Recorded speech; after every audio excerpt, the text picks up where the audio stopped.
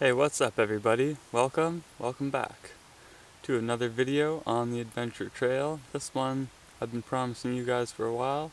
It's a bike check of my new to me, Cove Hustler. It's 2016, so let's get into it. Got her here on the back of the truck.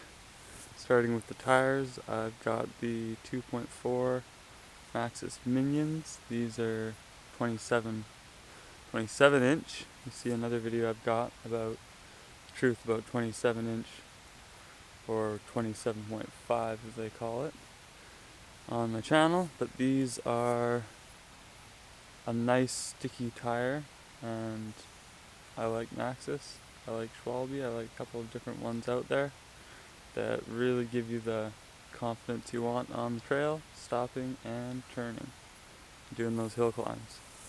So wheels are the race face effect. It's an all race face, straight pull, semi-bladed spoke.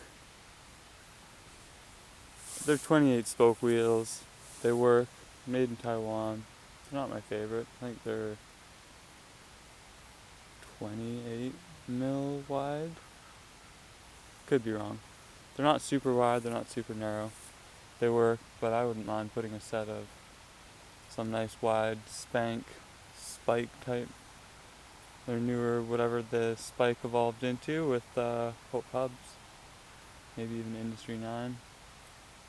And moving on to brakes, we've got Shimano SLX. This is like their most solid sort of entry level. It's not their cheapest brake, but it's one of the cheapest ones that are really solid. Came with it. I do prefer Magura's, but they're almost as good.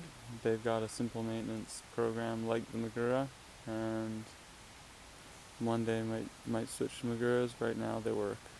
I do have Magura rotors, 180s. And moving on to the drivetrain, we've got a Strand drivetrain, X9, 10-speed. It's my first 10-speed. I've got 9-speed on most, 8-speed on some, and I like it. This bike, even though it's 2016, so pretty new, came with a 2x, which really tickles my fancy. So I got a 22 and a 36, works great.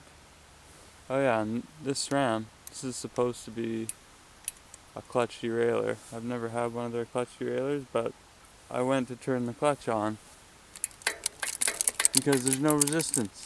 I don't know, and apparently there is no on-off switch like on a Shimano. But basically the clutch notoriously wears out after like a month or two, and then it just flops around. So one day I'm going to have to put a Shimano on there because I like that tight feeling you get from the chain not slapping.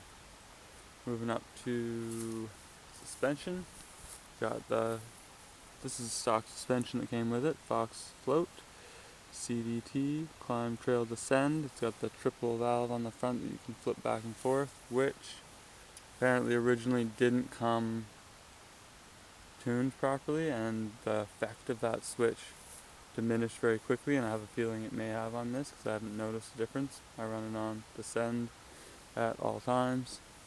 This cage is going to have to go because I can't even get my water bottle in there. I'm going to have to get a side one, which will be nice. Oh yeah, drivetrain. I've got the race face turbine cranks with the bash ring, which I also really like. And I'm a little notchy now that I'm checking them out. But Chromag contact pedals, which are great. I recommend these. These are the Seminuk model, and they sit a little closer to the crank, but they're nice. And front suspension is RockShox Pike dual position air 160/140. I haven't done much with any of the settings. Got the lockout here, which is kind of one of those smoother lockouts that don't really, still has a blow off. And up front we've got steering by also race face turbine, pretty much all race face up here. Good hit of stackers under that stem. This thing really just came set up this way, and I've been riding it. I don't mind it at all. I've got the pretty low-rise handlebar on there, which normally I would run a high-rise, but the stackers help with that.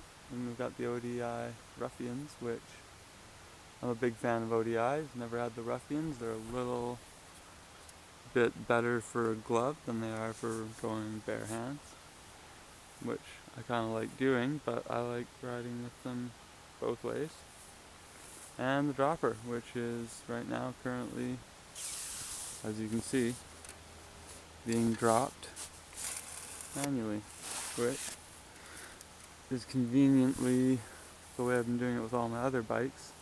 But this sucker was broken when I got it, and the reverbs aren't really renowned. Apparently they've fixed it now, but I think it's slowly creeping back up. I think this is about, it goes up and down as I ride, which kind of sucks too, but I think it was up to about there originally, and now it's creeping, which does suck. And I'm planning on getting a PNW Cascade dropper. I'm going to throw a 170 on there and get the maximum amount of drop I can, so I can slam that seat, which is what I like doing, and get it up to a height where I can pedal, because I got long legs. And a simple seat. Still not sure if it's really what I want on there, but the one it came with was a Cove labeled WTB seat. It has the little, and that thing was playing games with my regions, especially when I had the saddle down and I was poorly jumping, as I am learning to get much better at jumping. This would get a little bit too close to the precious area, so this seat's a little bit more comfortable and I like it, although I think my need for a seat is not been perfectly met yet. That's a tricky one. I think a lot of people run a chamois because their seat sucks and they don't think you could get a better one, but I think there's a seat out there that just is perfect. So on that note, it's pretty much the whole bike for you. It's a badass little bike. Frame's actually made in Canada by a company in the Lower Mainland, which is unreal. So this bike ticks off a lot of boxes. I thought it might be cool to get one of those Reeb bikes like Jeff Lanoski rides, and they're made in North America, and you can get all these custom things. And this bike came my way for a really good price when I wasn't really looking for a bike, so I got it. And then I found out the frame was made in Canada, and I was like, that is pretty much the dream right there. So thanks for watching, and it'd be awesome if you hit me up with some feedback in the comments. Hit a like, get this video out there by sharing it, and hit up my channel, subscribe, hit the bell. Till next time, later.